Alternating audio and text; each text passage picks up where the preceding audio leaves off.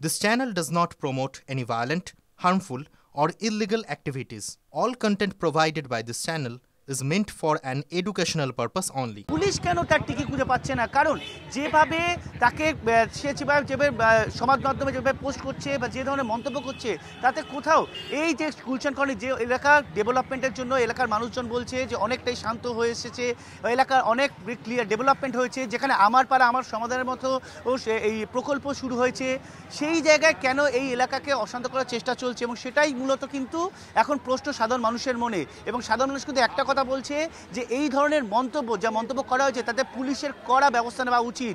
Police যদি কড়া ব্যবস্থা না নেয় তাহলে কিন্তু এই এলাকা আবার অশান্ত হবে বলে দাবি করছে সাধারণ মানুষ। আমি একবার কাউন্সিলর সুশান্ত ঘোষ, তিনি আমার পাড়া আমার সমাধান এই প্রকল্পে গুলশান কলোনিতে এসেছেন, যেখানে আমরা দুদিন আগে দেখেছি গুলি চলেছে, ঠিক এখানে গুলি চলেছে, বোমা পড়েছে।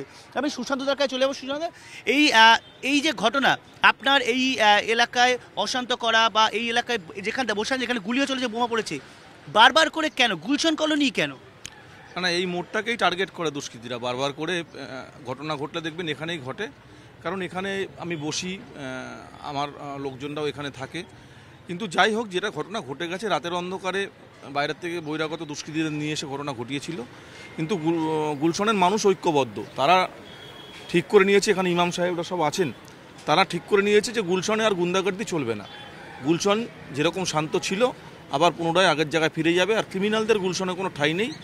এখন থেকে এখানকার ছেলেরা প্রতিনিয়ত নিজেরা প্রত্যেকটা অঞ্চল পাহারা দেবে, যাতে বহিরাগত গুন্ডারা ভেতরে এখানে প্রবেশ করতে না পারে। কেউ বা কারা প্রত্যক্ষ পরোক্ষভাবে বারবার করে হুমকি দেয় গুলশান কলোনি নিয়ে, কিন্তু পুলিশের তরফে তো সেই ভূমিকা এখন দেখা যাচ্ছে না, সেই তো নিষ্ক্রিয় ভূমিকা দেখা যাচ্ছে। ওই 4 বছর ধরে অনেক হুমকি আমি দেখেছি, অনেক হুমকি আমি শুনেছি।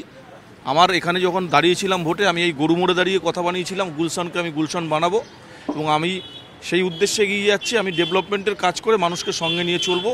এবং গুলশানের সম্বন্ধে যে বদনাম বিজেপি বাজারে ছড়িয়ে বেড়াচ্ছে, যে গুলশান নাকি পাকিস্তানিদের ভরে গেছে, রোহিঙ্গাতে ভরে গেছে, এই ধারণা যে ভ্রান্ত, সেটা আমি প্রমাণ করে দেবো। কারণ গুলশানের প্রকৃত ভারতবর্ষের মানুষটাই বাস করে, যারা ভারতবর্ষে জন্মেছেন সেই মানুষটাই গুলশানে বাস করেন। এখানে রোহিঙ্গা, এখানে বাংলাদেশের কোনো অস্তিত্ব নেই।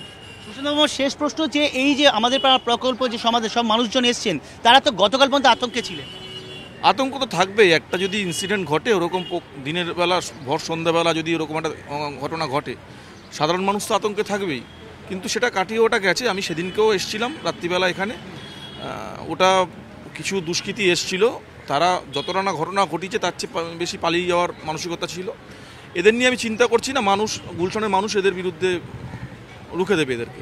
কিন্তু বিরোধীরা বলছে যে এই যে গুলশান কলোনি, এখানে নির্মাণ, ভেড়ি, এই ধরনের এই মধুর টানেই কিন্তু মৌমাছিরা ঝাঁকে ঝাঁকে উড়ে আসছে, এবং যে কারণেই এই লড়াই। যে বিরোধীরা এই কথাগুলো বলছে, বিজেপি বলুন, সিপিএম বলুন, তাদের কোনো নেতা গুলশানে আজ অবধি এসে দেখেনি, তারা ঘুরে যায়নি। গুলশান কি তাদের কোনো ধারণাই নেই।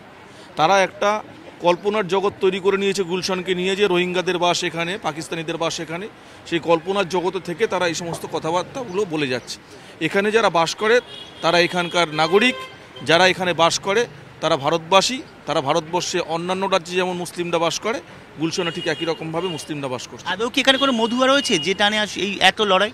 কি মধুভাব আছে সেটা বিরোধীরা বলতে পারবে। আমি জানি না যে বিরোধী নেতারা বলছে তারা সেখান থেকে মধু পেয়েছে কিনা। একটা অঞ্চল গড়ে উঠছে, নতুন অঞ্চল, সেখানকার এখন প্রয়োজন ডেভেলপমেন্টের, সেই কাজটাই আমি মন দিয়ে করছি।